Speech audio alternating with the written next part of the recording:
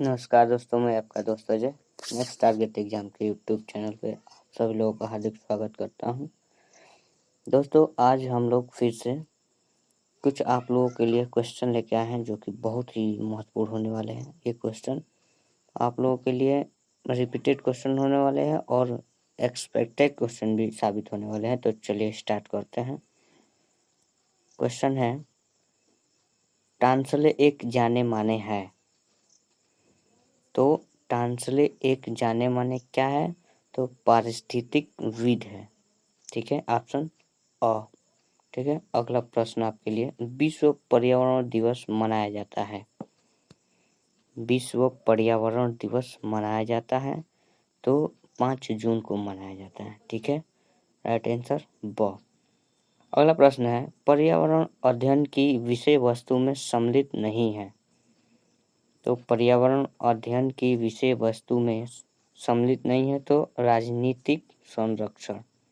ठीक है, राजनीतिक संरक्षण ऑप्शन अ।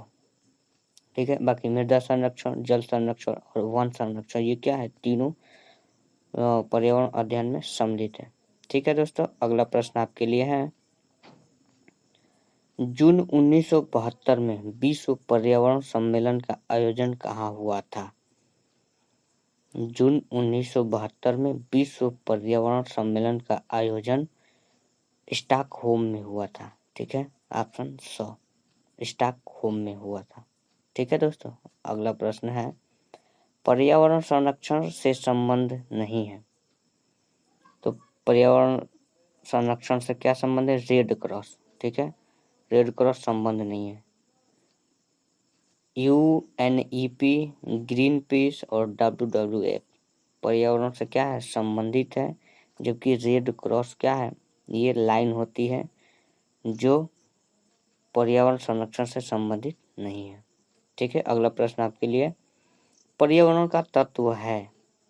तो पर्यावरण में क्या क्या तत्व होता है? जल होता है, वायु होता है, मृदा, सभी क्या है? पर्यावरण के तत्व। अगला प्रश्न आपके लिए, हम चारों ओर जिन दिशाओं से घिरे हुए हैं उनका योग कहलाता है। तो सीधी सीधी बात है, पर्यावरण। हम चारों ओर जिन दशाओं से घिरे हुए हैं उनका योग पर्यावरण कहलाता है। ठीक है, अगला प्रश्न है, पर्यावरण अध्ययन की प्रकृति कैसी है? पर्यावरण अध्ययन की प्रकृति कैसी है? तो एकल अनुशासनिक। ठीक है, एकल अनुशासनिक, ऑप्शन अ। ठीक है दोस्तों, चलते हैं अगले प्रश्न की तरफ। पर्यावरण का जैव कारक कौन सा है? तो पर्यावरण का जैव कारक दोस्तों वनस्पति है। ठीक है, निम्न में से पर्यावरण की मूलभूत संकल्पना नहीं है। तो निम्न में से पर्यावरण की मूलभूत संकल्पना जनसंख्या वृद्धि नहीं है। ठीक है दोस्तों, अगला प्रश्न आपके लिए है, स्टॉकहोम में आयोजित प्रथम विश्व पर्यावरण सम्मेलन में कितने देशों के राष्ट्रीय अध्यक्ष सम्मिलित हुए थे?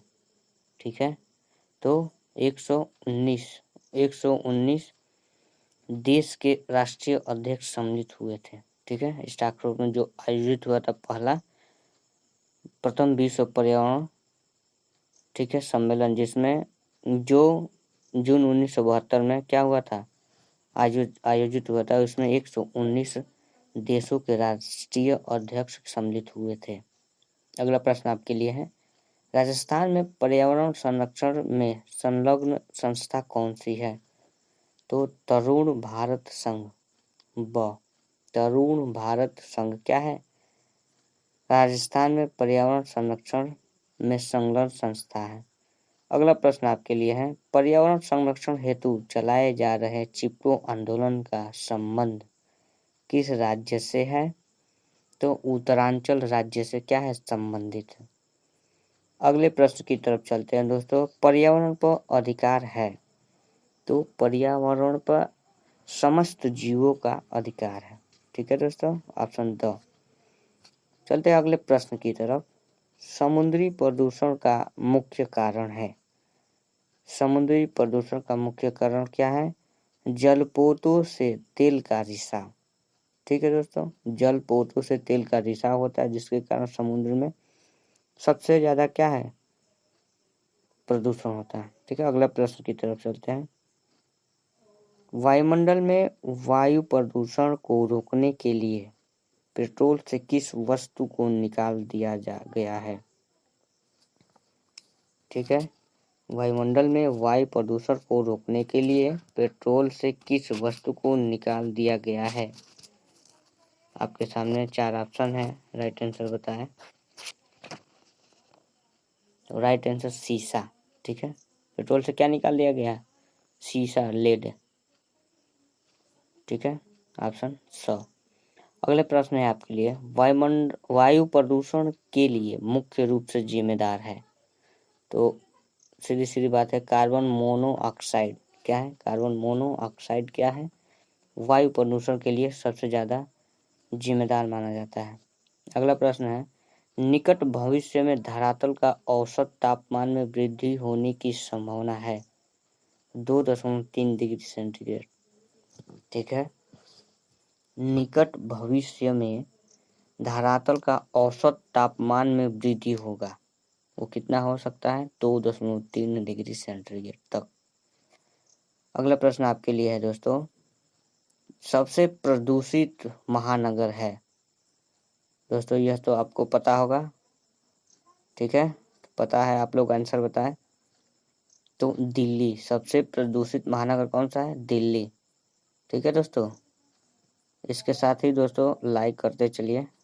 नेक्स्ट क्वेश्चन आपके लिए है, CFC मुख्य रूप से हानि पहुंचाता है? CFC यानी क्लोरोफ्लोरोकार्बन ओजोन परत को क्या करता है? हानि पहुंचाता है। अगला प्रश्न की तरफ चलते हैं दोस्तों, पर्यावरण प्रदूषण का मुख्य रूप से उत्तरदायी है? तो पर्यावरण प्रदूषण का मुख्य रूप से मनुष्य ही सबसे ज्यादा क्या है? उत्तरदायी है। ठीक है, अगले प्रश्न की तरफ चलते हैं, वायुमंडल में CO2 की बढ़ती सांद्रता का मुख्य कारण? ठीक है, तो जीवाश्म ईंधन का प्रभाव और पेड़ पौधों का विनाश, ये दोनों क्या है? सही है। जीवाश्म ईंधनों का प्रभाव और पेड़ पौधों का विनाश, ये CO2 की बढ़ती सांद्रता का मुख्य कारण है। ठीक है दोस्तों, अगला प्रश्न है आपके लिए, एक अनुमान के अनुसार पिछले 200 वर्षों में CO2 की मात्रा बढ़ी है? तो 25% बढ़ी है दोस्तों। एक अनुमान के अनुसार पिछले 200 वर्षों में CO2 की मात्रा 25% बढ़ी है। Right answer the. ठीक है, अगला प्रश्न है आपके लिए, सौर ऊर्जा प्रदूषित करती है? सौर ऊर्जा क्या प्रदूषित करती है? तो ऑप्शन है आपके, बताएं सोच समझ के दोस्तों, सौर ऊर्जा क्या प्रदूषित करती है?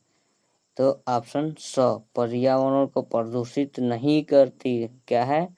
पर्यावरण को प्रदूषित नहीं करती सौर ऊर्जा। ठीक है, ये एक ऐसी ऊर्जा है जो पर्यावरण को नुकसान नहीं पहुंचाती है। ठीक है, अगला प्रश्न है आपके लिए, पृथ्वी का लगभग कितना प्रतिशत भाग जल से ढका है? ये तो पता ही होगा आप लोगों को। तो 72% भाग क्या है? पृथ्वी का जल से भरा हुआ है, जल से ढका हुआ है। ठीक है, अम्लीय वर्षा का pH मान होता है? तो 7 से कम होता है, और 7 से ज्यादा हो जाएगा तो क्षारीय हो जाएगी, और 7 होगा तो उदासीन हो जाएगा। अम्लीय वर्षा का pH मान 7 से कम होता है। ठीक है दोस्तों, अगले प्रश्न की तरफ चलते हैं, वायुमंडल में नाइट्रोजन आयतन की दृष्टि से निम्नलिखित प्रतिशत में है? तो वायुमंडल में नाइट्रोजन कितना पाया जाता है? तो 78.084%। सही है ऑप्शन। ठीक है, 78.084%। अगला प्रश्न है आपके लिए, वायुमंडल में कार्बन डाइऑक्साइड की प्रतिशत मात्रा पाई जाती है? तो 0.0321। कार्बन डाइऑक्साइड 0.0321% पाई जाती है। अगला प्रश्न है आपके लिए, भोपाल गैस कांड कब हुआ था? तो भोपाल गैस त्रासदी कब हुई थी दोस्तों? तो 3 दिसंबर 1984 को हुई थी। ठीक है, अगले प्रश्न की तरफ चलते हैं। हाई वॉल्यूम सैंपलर द्वारा मापा जाता है। तो हाई वॉल्यूम सैंपलर द्वारा क्या नापा जाता है? प्राकृतिक वायु को नापा जाता है। ठीक है, हाई वॉल्यूम सैंपलर प्राकृतिक वायु को नापा जाता है। ठीक है दोस्तों, अगला प्रश्न है आपके लिए। म्यू ग्राम पर मीटर क्यूब मात्रक है। म्यू किसका मात्रक है? तो वायु प्रदूषण मापने का। ठीक है, म्यू किसका मात्रक है?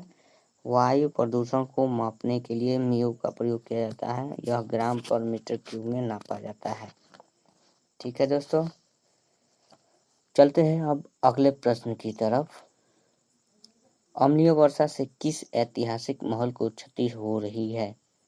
तो ताजमहल को हो रही है। ठीक है, ऐतिहासिक महल कौन सा है? ताजमहल, जो अम्लीय वर्षा से नष्ट हो रहा है। ठीक है, अगला प्रश्न है आपके लिए। ग्रीन हाउस प्रभाव के कारण होता है। तो तापक्रम में वृद्धि के कारण क्या होता है? ग्रीन हाउस इफेक्ट होता है। ठीक है दोस्तों, अगला प्रश्न है आपके लिए। वायुमंडल में सुरक्षा कवच के नाम से जाना जाता है। तो ओजोन परत को वायुमंडल में सुरक्षा कवच के नाम से जाना जाता है, ओजोन परत। ठीक है, राइट आंसर। और अगला प्रश्न आपके लिए है। कार्बन मोनोऑक्साइड गैस खून में उपस्थित हीमोग्लोबिन को बदल देती है।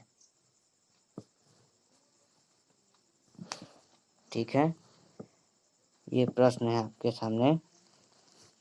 कार्बन मोनोऑक्साइड गैस खून में उपस्थित हीमोग्लोबिन को बदल देती है। किस में बदल देती है? तो COHB के रूप में बदल देती है। ठीक है दोस्तों, अगला प्रश्न है आपके लिए। द्वितीय प्रदूषक है। तो द्वितीय प्रदूषक को PAN कहते हैं। ठीक है, द्वितीय प्रदूषक PAN। ठीक है दोस्तों, अगला प्रश्न है आपके लिए।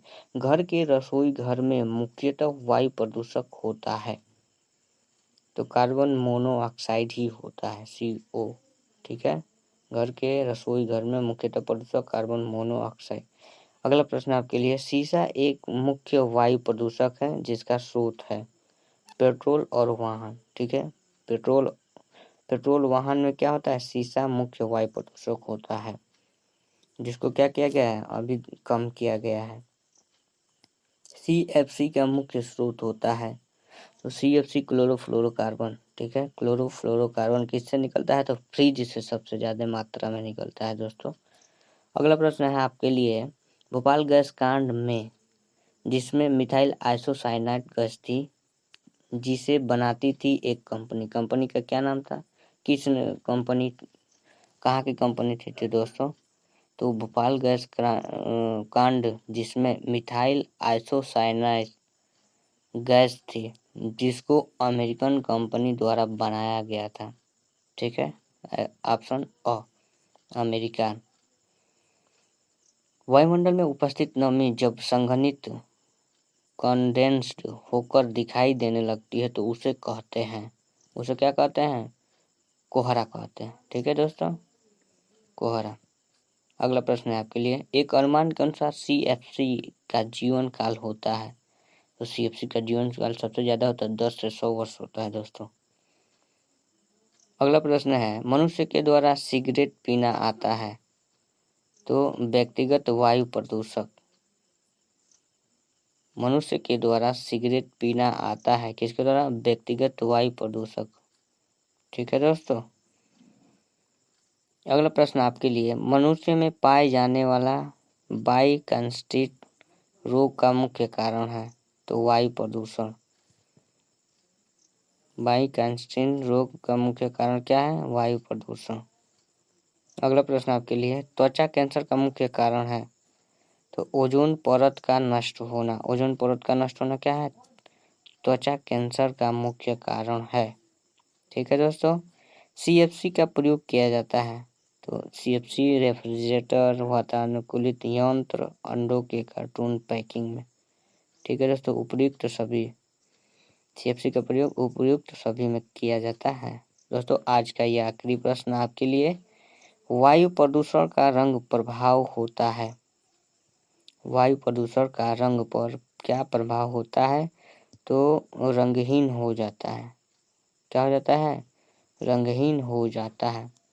दोस्तों, यह प्रश्न आपके लिए बहुत ही उपयोगी था। आप कमेंट करके ज़रूर बताएं ये प्रश्न आपके लिए कैसा लगा। अगर अच्छा लगा तो लाइक, शेयर और सब्सक्राइब ज़रूर करें और नोटिफिकेशन बेल पे क्लिक ज़रूर कर लें सब्सक्राइब करते समय, क्योंकि हाँ, आपके लिए हर एक वीडियो की सूचना मिल सके। धन्यवाद।